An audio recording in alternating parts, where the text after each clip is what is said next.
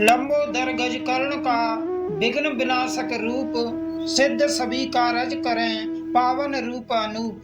नमस्कार दोस्तों, स्वागत है फिर से एक और नए वीडियो में। आज के इस वीडियो में हम भगवान गणेश के जीवन से मिलने वाली सीखों के बारे में चर्चा करेंगे।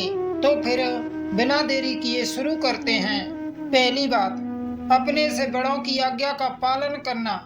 गणेश जी के जीवन काल से जुड़ी यदि सबसे पहली कोई कथा का मनुष्य स्मरण करता है तो वो माता पार्वती द्वारा गणेश जी की रचना।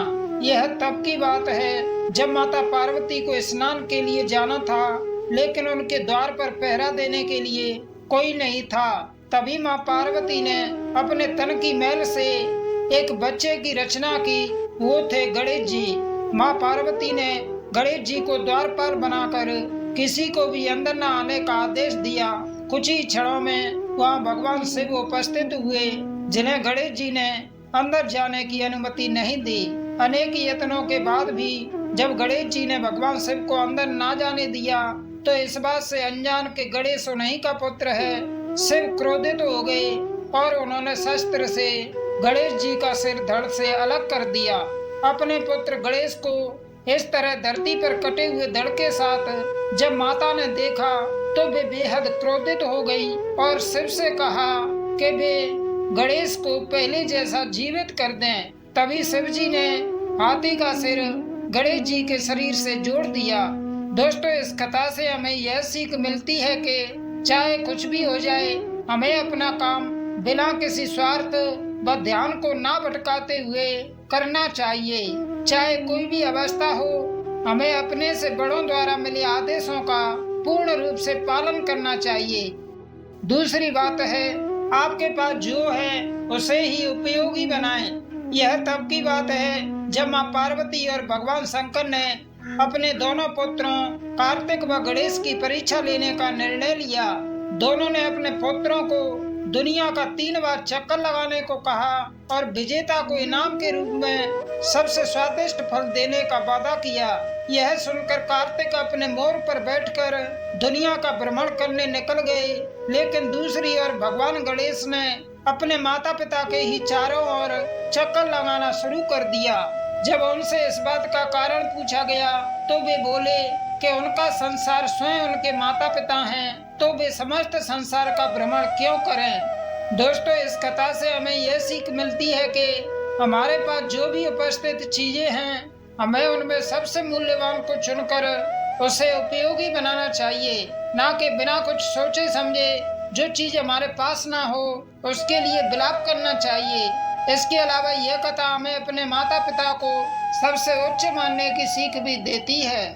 तीसरी बात है, अच्छे कर्मों के लिए खुद का बलिदान भी करें। भगवान गणेश ने महर्षि वेदव्यास के कहने पर महाभारत का महान ग्रंथ स्वयं अपने हाथों से लिखा था। इस ग्रंथ को लिखने के लिए व्यास और गणेश जी के बीच एक समझौता हुआ था कि व्यास इसे बिना रुके सुनाएंगे व गणेश जी भी बिना रुके लिखेंगे। लिखते समय अचानक भगवान गणेश की कलम टूट गई, लेकिन लिखावट में कोई बाधा न आए, इसके लिए भगवान गणेश ने अपना दंत उखाड़कर कलम के रूप में इस्तेमाल किया। दोस्तों, अपने इस महान कार्य से भगवान गणेश हमें यह सीख देते हैं कि जब भी किसी के भले के लिए हम कोई काम कर रहे हैं तो निस्वार्थ होकर हमें खुद का या अपनी किसी वस्तु का बलिदान करने से पीछे नहीं हटना चाहिए। चौथी बात है, क्रोध को शांत करना सीखें। एक बार महान योद्धा परशुराम कैलाश पर्वत पर भगवान शिव से मिलने आए, लेकिन वहाँ गणेश द्वारा उनको भगवान शिव से मिलने से रोक दिया गया। जल्द क्रोधित हो जाने वाले परशुराम ने गणेश जी को युद्ध का आमंत्रण दिया। इस युद्ध में परशुराम ने गणेश जी के बाएं दांत पर प्रहार कर उसे तोड़ दिया। फलतः माँ पार्वती अत्यंत क्रोध हो गई। उन्होंने कहा कि परशुराम क्षत्रियों के रक्त से संतुष्ट नहीं हुए, इसलिए उनके पुत्र गणेश को हानि पहुंचाना चाहते हैं। बाद में गणेश जी ने स्वयं हस्तक्षेप कर माँ पार्वती को प्रसन्न किया। गणेश जी की इस अनुकंपा को देखकर परशुराम जी ने उन्हें अपना परशु प्रदान कर दिया। दोस्तों, पुराणों में विख्यात इस कथा से हमें ये सीख मिलती है कि हमें खुद के व दूसरों के क्रोध को भी शांत करना आना चाहिए।